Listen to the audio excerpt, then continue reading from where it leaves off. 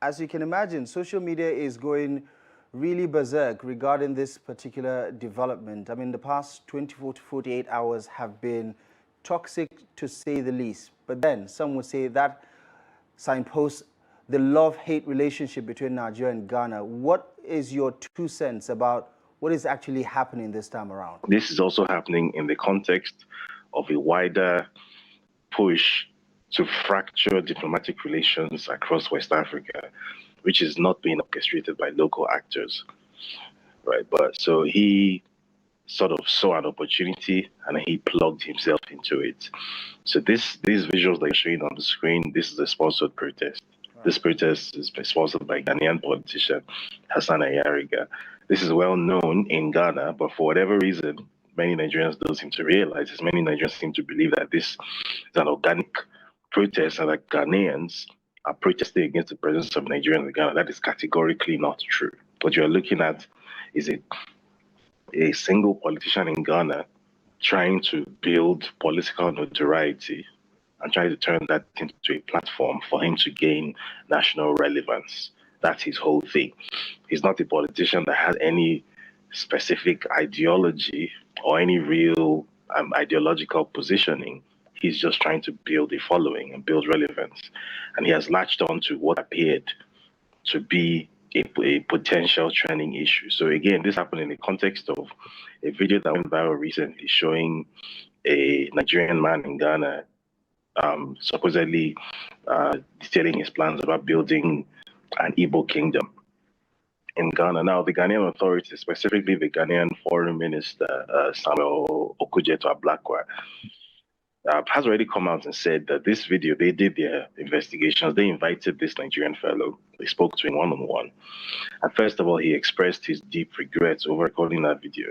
And then also informed them that that video was recorded in the year 2013. So that video is a 12-year-old video that someone deliberately dug out, stripped of all its identifying context, and then presented it in this very misleading way to create the fundamentally false impression that they're a group of Nigerians trying to set up a sovereign ethnic kingdom in another person's country, which is, again, categorically not true. And as I mentioned earlier, it's also very common knowledge that these protests are being sponsored by a specific politician who is trying to build a platform out of Nigeria Must Go. I should also mention that it's not as if this politician even hates Nigerians necessarily. He's just trying to build a platform out of something that he thinks can be invoked as a trending topic and something which is sufficiently emotive.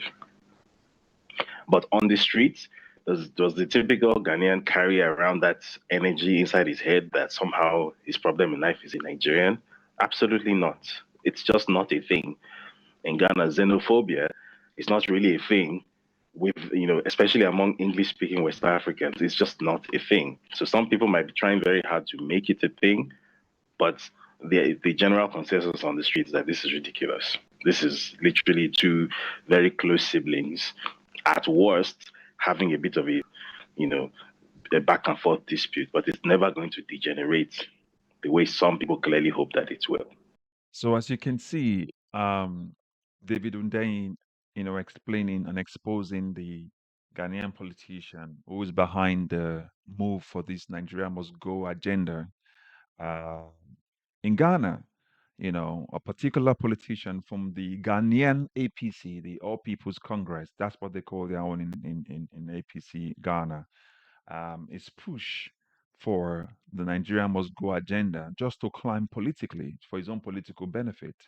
And that's the name of that's the Ghanaian politician. His name is Hassan Ayariga. This is the person pushing and sponsoring the Nigeria Must Go, using that to climb up the political ladder for like what David Ndaye said. He saw an opening and then he, clamped on it and he wanted to use that to drive his own political relevance in Ghana. This is something that is similar to what we saw with the xenophobia that happened in South Africa. And this is not something that is exclusive to Africa alone. You've seen that happen in the UK, where you have the Conservative Party scapegoating, especially African immigrants. And also, if you look at the Republican Party, especially in America, you'll see exactly the same thing what Trump is doing. Even Obama's done it before. But if you look around Western Europe, you see exactly the same far right group doing exactly the same thing. So that's synonymous to what has happened in Nigeria in 2023. If you follow the 2023 election, you remember this particular motor park guy, MC Oluomo. You remember what he did with the push for Igbo Must Go. The Yorubas are the ones that own Lagos State. Across the southwestern region, especially of Nigeria during the 2023 election, you remember as we approached the election period, you remember the voter apathy that happened to a specific group of people, the Igbos, where they attacked them. Even this man in question, this MC Oluomo, at one point in time mentioned that, Mama Chinedu, you got to leave, don't come. If your name is like that, don't come to the polling unit, you know. So they used that as a way to drive voter sentiment, ethnic, bias, for their own personal gain. So I'm using this David Ondey's explanation of what is literally happening in Ghana to explain something similar to you guys, especially as I mentioned this MC Oluomo guy. What is literally happening in Nigeria, or what literally happened in Nigeria in 2023, is something that we should not let happen again. Remember, like I said, Nigeria must go push at the moment in Ghana is pushed by this particular politician for his own political gain. What happened in 2023 was a push by a certain political group of people, especially the APC in Lagos, especially, where they more or less made sure that anything that happened to do with Igbo people, they pushed it to the back and they scapegoated the Igbo people. Remember, you had Rhodes-Vivour, Badibo Rhodes-Vivour, whose mother is Igbo, and they started to say Igbo's Lagos is not Igbo, something like that, to disenfranchise them. You understand? And they targeted them during election as well to stop them from voting. They threatened them. So you can see the similarities, you know, scapegoating a particular ethnic people or group, like the xenophobia we saw in South Africa, for political manipulation. So what you find out happen in 2023, you'll find it happening already again in 2027 as we approach 2027. You can see the targeting of a specific ethnic group, the Igbos, as well as we approach the 2027 election. I'm calling this out because I want Nigerians to be well aware and be sensitized enough before we get there, because they already tried this in 2023. Remember, before the election, they tried religion. It didn't work. Nigerians didn't want it. They tried a whole lot of other tactics. It didn't work until they now went for the Igbos. Specifically, they targeted the Igbos. And when they saw the push for it, they clamped on it. It was even reported that maybe the president's wife started the entire push when she said that. I think during one of those rallies, and she said the Igbos they own the land, and then that's where it picked up, and they just run with it. Now I said that to say this as well. When I said this, if you remember, those hate speeches targeted a specific people, the Igbos. And because of Peter Obi was running on the platform of the Labour Party, and they knew Nigerians were heading in that direction, especially people from Lagos, Southern region, they needed to divide them, and they used that. Again, like I said, it was all politically motivated just to make sure that Bola Tinubu won. And during the election days, you can see there was a lot of voter apathy that happened. They targeted them, they stopped them from voting, they even when you had thugs checking the names of voters just to, if when their names look like in an Igbo name, they chase them away, to disenfranchise them from voting. And that's exactly what we can see already happening as we approach 2027. And that stereotype is continuing. And I needed to call this out because I know for certain that we can already see traces of it already happening as we head towards 2027.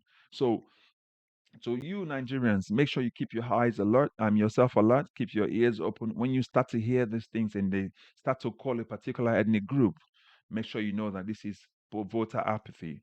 It's not because they hate the Igbos, it's because they want to stop the people from associating with them. As a matter of fact, everyone lived together in Nigeria, But when it comes to election period, they look for ways to divide the people just so that they can do a divide and conquer, and then they can remain relevant politically, just like the man Hassan Ayariga, the one from Ghana, causing or sponsoring these Nigeria Must Go rally or campaign.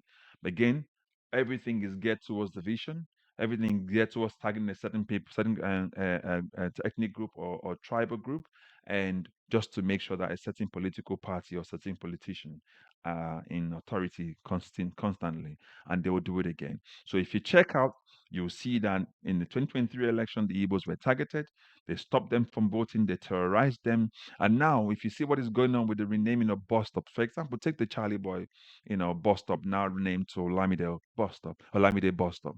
There is no reason for it because there's history behind the naming of the bus stop to Charlie Boy bus stop. But because we've now deliberately removed history from our system, it is easier for politicians to use such manipulations and then slowly start to erase a group of people out of a region. You see what has happened across Europe, where they erased the black people out of the system. It's exactly what is going on in Africa at the moment, in Nigeria at the moment, in Lagos specifically at the moment. So we need to keep our eyes on it to be sure, to make sure we call this out when we see them. Now, this is not about me trying to target a particular political party. No, it's got nothing to do with it. It's me trying to call Nigerians' attention to this so that we are all aware that our politicians are going to use the same tactics they use in 2023 in 2027. It's already playing out before our very eyes now. So we should know that already that's going to be a game plan. Again, for me, 2027 is approaching. Voter apathy will be there. A particular ethnic group will be there to be targeted. Because remember, they use ethnic, tribe, and religion to divide us. And we don't want that again. We want good governance. Let it be about policies, about ideas, not about religion and ethnicity, because it's never moved us anywhere. So put your thoughts, your comments in the comment section. Let us know what you think. And don't forget to like, share, and obviously subscribe if you've not done so. I recommend this channel to others. I will catch you up in the next video. God bless you. Bye-bye for now.